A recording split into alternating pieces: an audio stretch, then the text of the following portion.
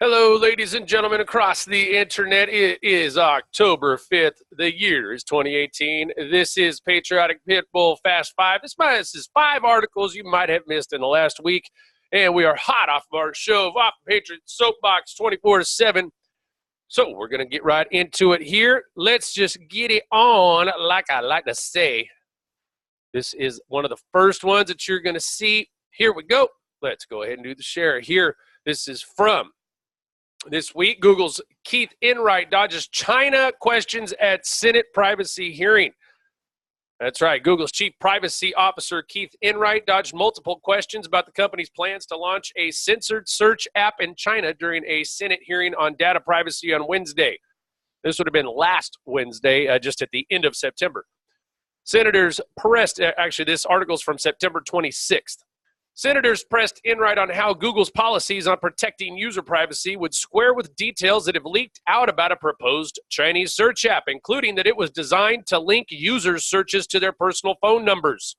In response to a question from Senator Maggie Hassan, Democrat from New Hampshire, Enright echoed comments previously made internally by Google CEO Sundar Pichai.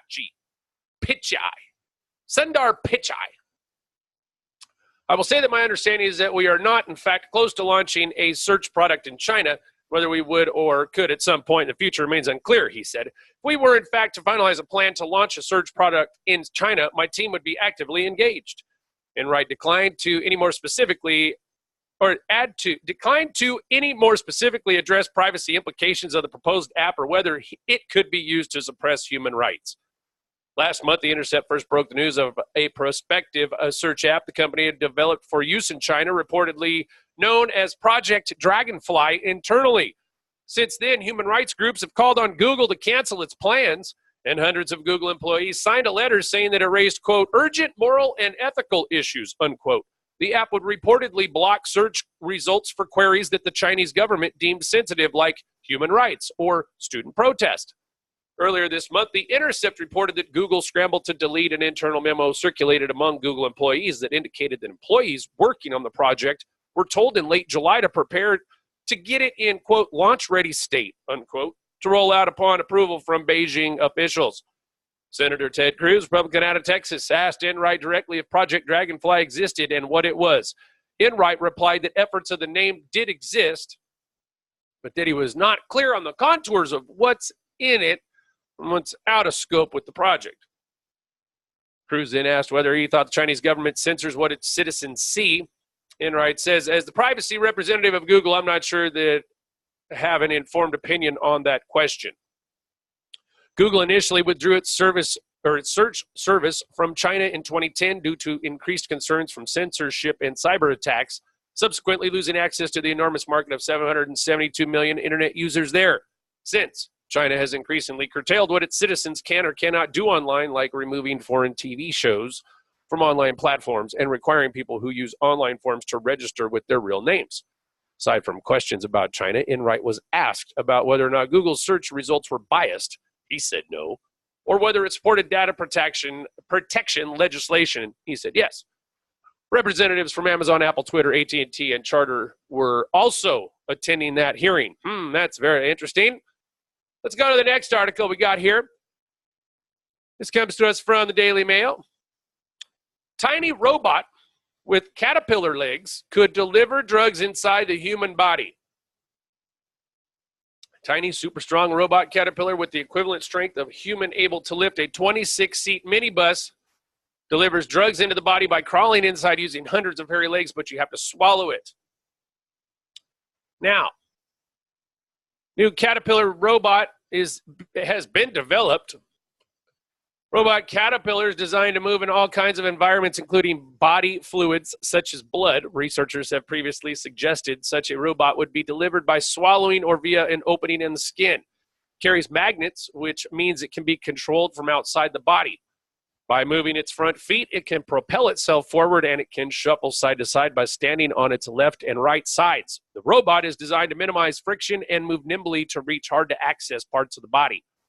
Study leader Shen Yejing said the robot's pointed legs greatly reduce their contact area and hence the friction with the surface. Lab tests showed that the multi-legged robot has 40 times less friction than a limbless robot in both wet and dry environments. Lab tests showed it was capable of carrying a load 100 times heavier than itself. It's comparable to an ant.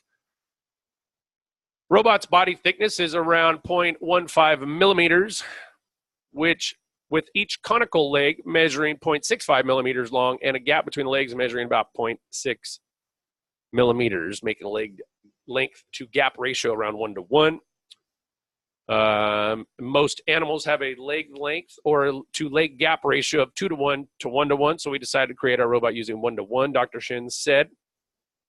The robot is fabricated with a silicon material called polydimethylsiloxane embedded with magnetic particles, which enables it to be remotely controlled by applying electromagnetic force.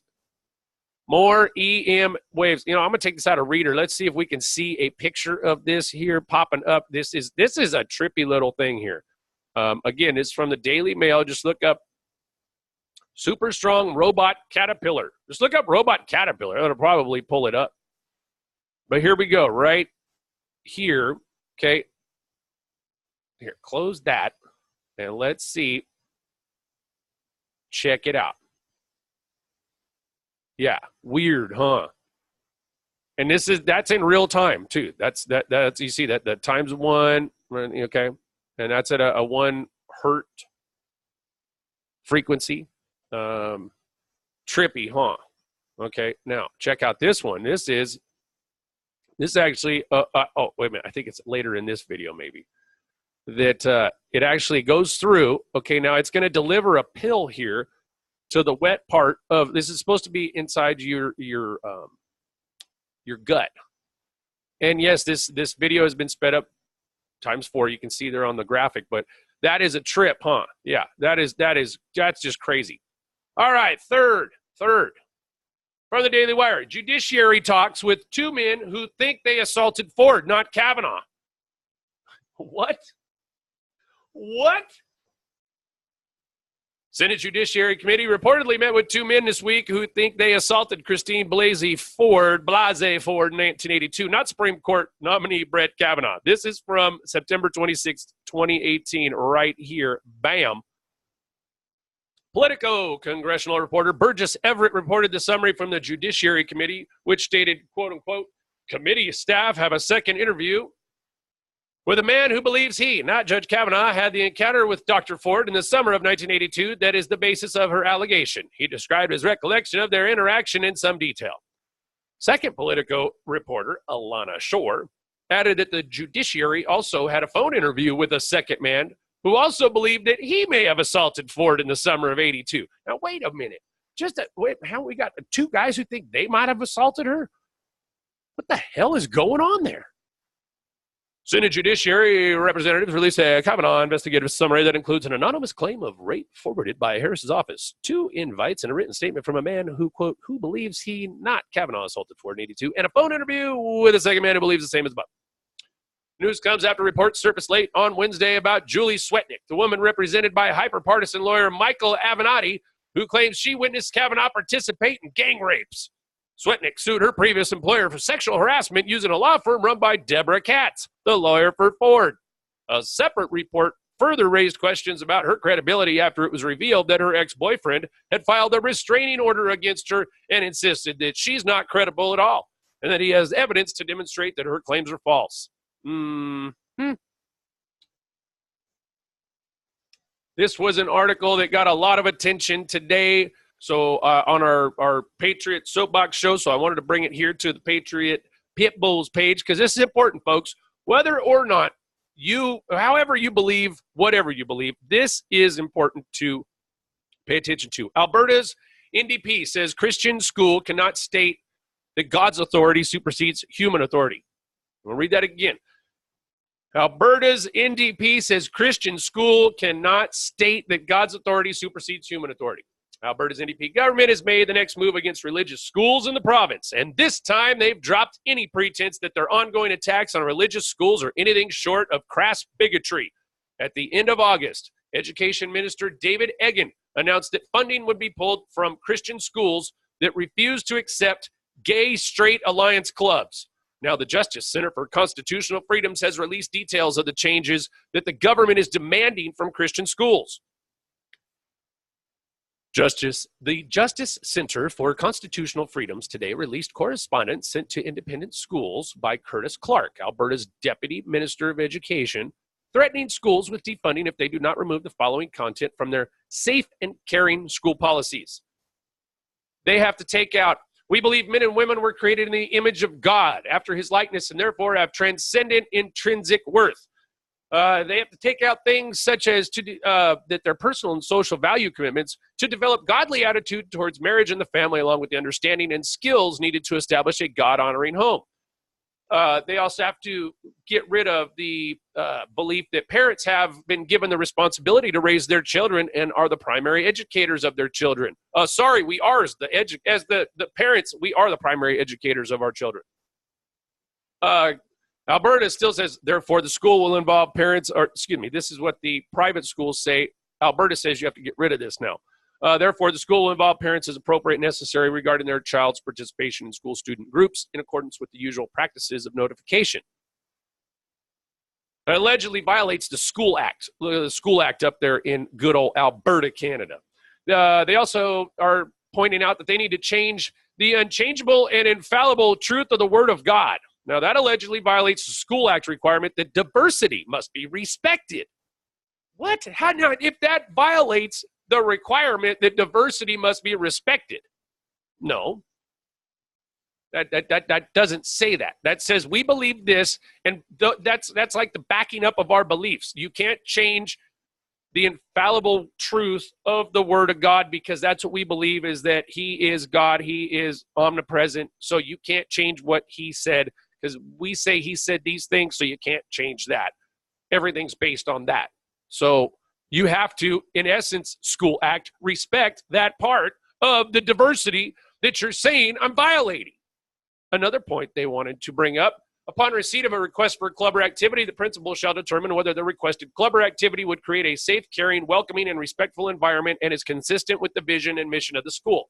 Allegedly, that violates the School Act for being unwelcoming, uncaring, or disrespectful. There's most of this stuff that is being brought up into this is violating, according to the School Act, unwelcoming, uncaring, and or disrespectful. Such as this next point. God created mankind as male and female, equal in dignity and worth, yet with distinct and complementary roles. Proposals for student clubs and activities will be evaluated according to their promotion of the values.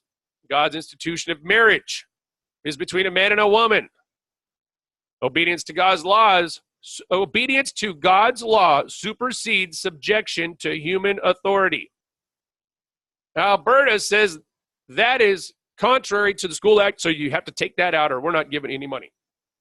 The above doctrines will be taught as truth in our school. Well, imagine that, because we believe in that, and this is a private school, and that's what we say. But you still can't do that because that is, again, disrespecting diversity. What? School groups must demonstrate biblical perspective. That in and of itself violates the School Act. Names of student groups will be in harmony with the teachings of Scripture and the values and faith perspective of the school community. That violates the School Act. School teachers and staff need not teach ethics or religious doctrines that are contrary to the school's community, faith, value commitments in a way that portrays them as equally credible or worthy of belief. So it goes on and on here to say that Alberta Education states that failure to remove the above content from a school's safe and caring policies may result in funding implications and the suspension or cancellation of accreditation. Schools in receipt of these demands and threats from Alberta Education, along with all schools in Alberta, had submitted their policies to David Eggen in March of 2016. Since March of 2016, in the past 2.5 years, schools have not received a response from Eggen as to whether he considered their policies to follow the School Act. It was not until the week of September 4th, 2018, that some schools finally received specific feedback about their policies, well after the start of the 2018-2019 school year. So you can see how this is a problem. The NDP attacks on school began as a radical progressive government forcing LGBT ideology into communities that did not want it, and have now metastasized into a blunt declaration by the government that schools cannot govern themselves according to their Christian beliefs. Diversity must be respected, by which the NDP means that a diverse array of religious schools must accept progressive ideology and accede to their demands or face further attacks from the government. There is no longer simply about gay straight alliance clubs. The NDP is telling Christian schools that they cannot teach Christian doctrine, cannot state their belief that the Bible is God's word, cannot respect the primary role of parents in the education process, and cannot state that the biblical worldview is true. And most tellingly, the NDP had a problem with one school noting that God's authority superseded man's authority because they do not believe that to be true. They believe that they are the final authority on everything, which is why they demanded that a Christian school remove acknowledgement of God's sovereignty from their mission statement. The battle lines have been openly drawn now. Alberta's NDP government wants to drive any acknowledgement of Christianity as true from the province's education system. On this, they will not succeed. Again, this was written by Jonathan Van Maren. Bridgehead.ca from Canada.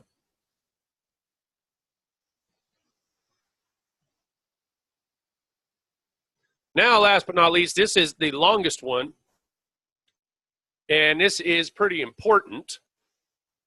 And I will say it like this. We were never a fan of NAFTA here at the Patriotic Pitbull News Network. And with this, I don't like the USMCA. I agree with this particular article. So I'm bringing it to light here, and it will give us a quick wrap-up of the week and what's in store here after the end of this and get this video as short and sweet as possible. Heralded it as a big win for President Trump. The newly negotiated NAFTA replacement, the USMCA, that's the United States-Mexico-Canada Agreement, appears to have all the earmarks of Obama-era trade agreements as former Obama officials see stark similarities. Quote unquote, throughout the campaign, I promised to renegotiate NAFTA, and today we have kept that promise, Trump said from the Rose Garden on Monday as he spoke about the incredible new U.S.-Mexico-Canada agreement called USMCA.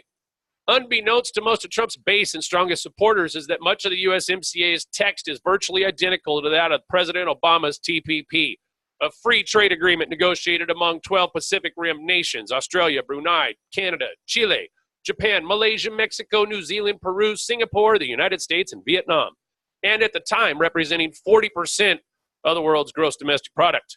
During the 2016 presidential elections, Trump staunchly opposed the TPP, making it centerpiece of his belief in Americanism, not globalism. Much like how NAFTA was a beachhead for globalism, the USMCA does not disappoint globalists. It's important to remember that Trump did not personally negotiate the USMCA, nor did he pen any portions of the document. Trump's led NAFTA USMCA negotiator was U.S. Trade Rep Rob Lighthizer,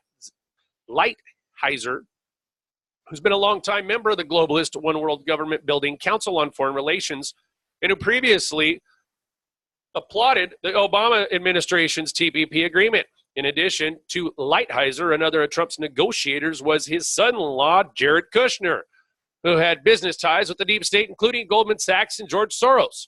In addition to Lighthizer and Kushner, many of the negotiators working with both the State Department and USTR office are career diplomats and employees, having also worked in the previous Obama administration. According to the Huffington Post, quote unquote, at least half of the men and women standing behind Trump during his Rose Garden ceremony praising the New Deal were the same career service staff who negotiated nearly identical provisions in the TPP, which Trump had rallied against. Trevor Kincaid, the USTR spokesman for the Obama administration, told the Post that it's the same USTR team that worked under Obama. Ironically, he called them horrible negotiators when running for office. It's really the same with a new name. It's basically the 22 Jump Street of trade deals. New NAFTA revision or copycat TPP? Appearing on CNBC's Squawk Box, former U.S. Ambassador to Canada Bruce Heyman praised the USMCA. Quote unquote, it's obviously welcome news. This is welcome news for North America. It's welcome news for the markets, obviously, this morning. Heyman, a Democrat, former Goldman Sachs vice president and board member for the Pro-One World Government Chicago Council on Global Affairs, was appointed U.S. Ambassador to Canada by President Obama in 2013. Upon his Senate confirmation in 2014, Heyman served in the capacity as ambassador to Canada for the duration of Obama's term. The night the text of USMCA was released on the USTR website, Heyman reviewed various portions and chapters of the agreement, only to discover that they were identical to those in the TPP. Ironically, Trump has repeatedly lambasted the TPP as the worst trade deal ever negotiated.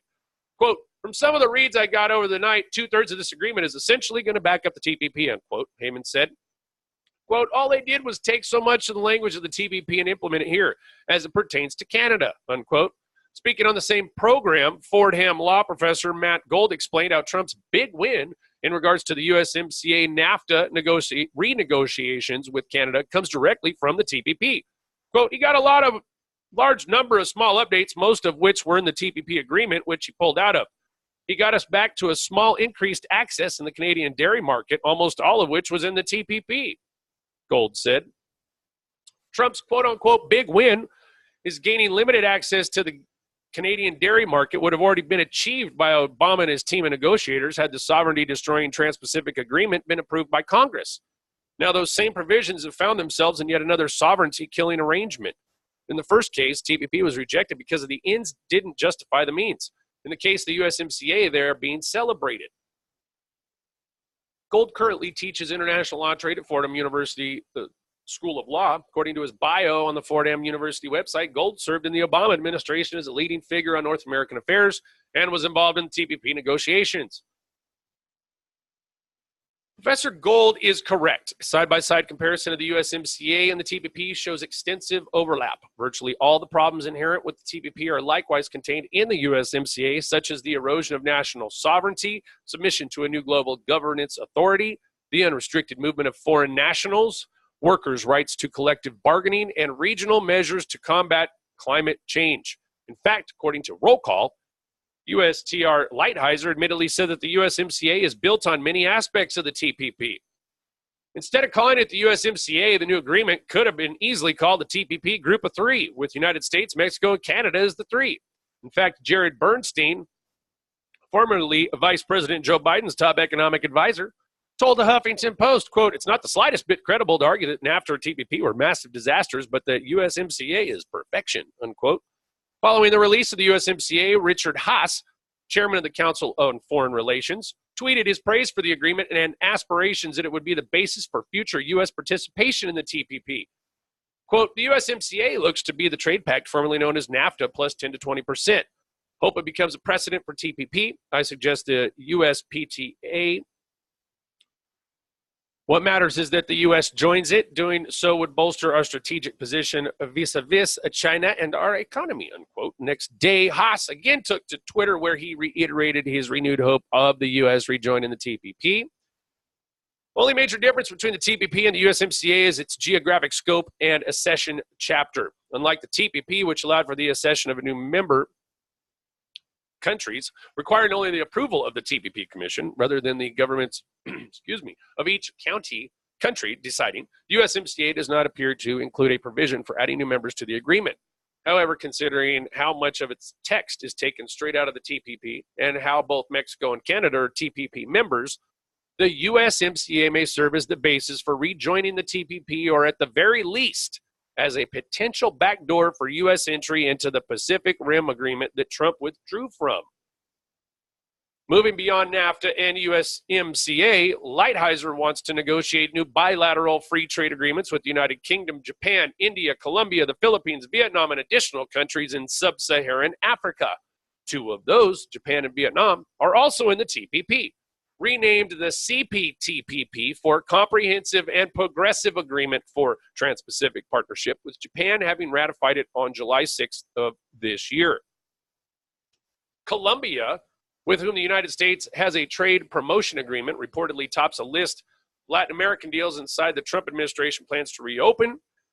On October 2nd of 2017, Lighthizer said that once the NAFTA problem is resolved, the United States would be able to shift its focus to modernizing its trade agreements with countries in Central and South America, such as Colombia. On June 15th of this year, Mexico's economy insider Ildefonso Guajardo told reporters at a news conference that Colombia had formally requested to join the CPTPP. Colombia is expected to be among the first countries to begin accession talks in 2019. Folks, this is not good. This is not good. I don't like this at all, and none of us here at the Patriotic Pitbull News Network like this whole deal. Do some more research into the USMCA. It's not much of anything different than the TPP for most of what was passed. And this is one of the things we don't agree with on the Trump administration's choice of. But we will continue on. Let's see if there's any new cues. Some of you folks going, what is a Q post? Well, catch up. Since we've had the new Q, or since the last time we've had a video, we've had so many new cues. From the Facebook is listening to some things on servers to stuff like, there's good old Sessions who's been testifying. Here's some subpoena paperwork. Here's some things on different tweets, and this is coming from today. This was posted. This was Feinstein and Murkowski. And here is some more stuff proving that Q really did know what he was talking about. This is from August of this year. This is another Q post that came out. And if you're not familiar with Q, Q always says all the time, you have all the information. You need to just pay attention.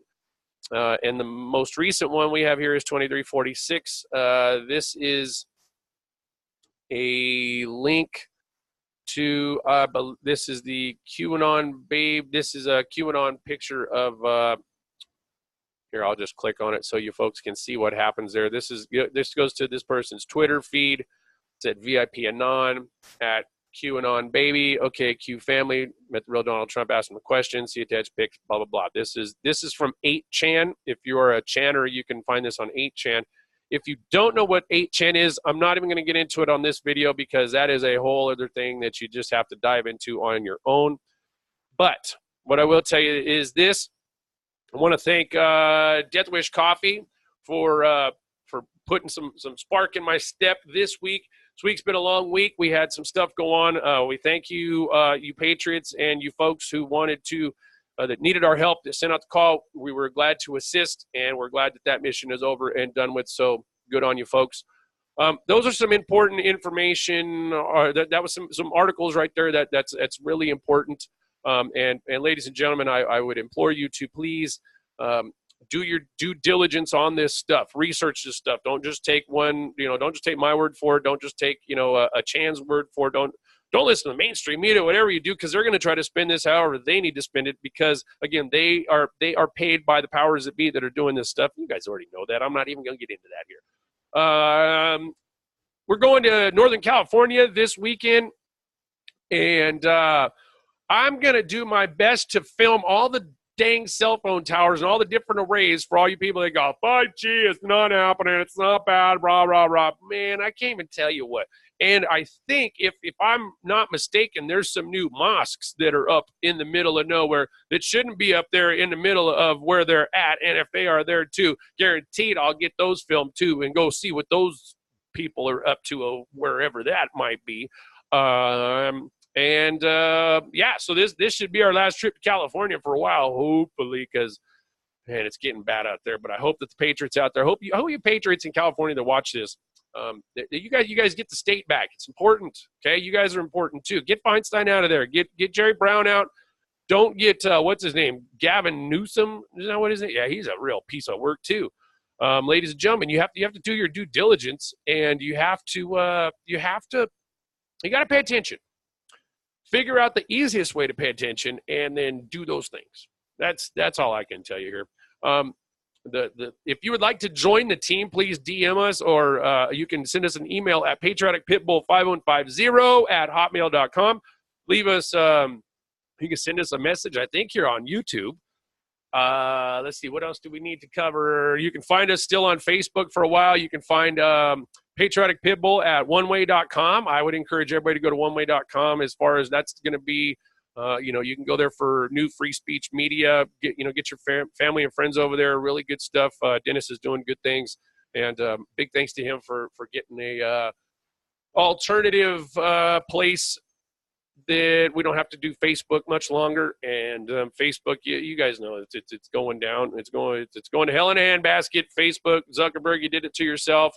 And there's some information came out. It's just backed everybody up new and knows that Facebook is a bad thing, but we're already on it. We're already doing it. We all got duped, so whatever. But now we know dark to light. Those are Q posts. That's right, from the dark to the light. Because, see, the powers that be always thought that Clinton was going to win. They thought she was going to win. That was going to be the whole thing. They thought she was going to win.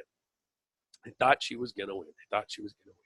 And when she didn't win, now all these people have to run around and try to cover their butts because they've been doing stuff that's just, it'll blow your mind. But we're starting to get the facts. We're starting to get these things backed up. We have, the naysayers can't be saying nay much longer because it's right there in their face. So that's what we're doing here at the Patriotic Pitbull News Network for sure. We're doing our best to.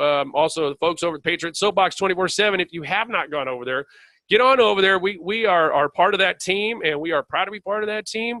There's some really good stuff going on over there, some fun folks, regardless of what you think of the Q movement. There's some really good people over there doing some good shows. It's about patriotism worldwide and getting information from different parts of the world that's true. It's true news. It's real stuff that affects me, affects you, and not just this limestream media headlines that they get at 4 a.m. So if you like what we're doing here, you like what we're doing over there, we will get everybody tuned in and back and forth and whatnot. I've been asked a lot too, hey, how can we support you? You know what? Just like and share these videos. That's the best support that I can ask for. To be honest with you, the team was strong here about a month ago. We had some threats that happened. We got hacked. We had some computers infected. We had some people find out some things. We had some members of the team say, "Hey, I don't want any part of this, man. I got too much to lose." Definitely, this guy thinks way different about a lot of different people who I thought were going to be pretty strong. But there's other folks that have shown up to say, hey, heard you needed some help. I'll tell you what, sure do. So if you'd like to help us out, if there's something that's important in your neck of the woods, let us know. And there's two left. There's two left besides myself. We are the three there's two amigos and an amiga. And we're holding it down. We're going to keep this going, and there's no worries. There's no worries whatsoever. But we could always use any help you guys want to throw at us. And like I said, we will be coming back to you live and direct. Well, not live per se, maybe, but we will be coming back next week for sure with stuff from California, new stuff that may be popping out. And ladies and gentlemen, we always say it here. Be good to yourselves. Be good to each other. God bless America. God bless our patriots, our veterans with their boots on the ground. God bless it. Good old red, white, and blue. And patriots worldwide, good on you. We hope God bless you too. And continue your fight. Continue your work. We're doing good. We're doing good. We're doing. And we're going to keep on fighting. Right now is the time to take a big breath and get ready to step it up. That's right. I'm feeling this. This is going to be a big month. I don't exactly know how big. Not quite sure what all's coming out, but I would love to see Jeff Sessions come out and kick some butt. I tell you, I really would, and hopefully he does. With that being said, Patriotic Pitbull, we're out. We'll talk to you next time.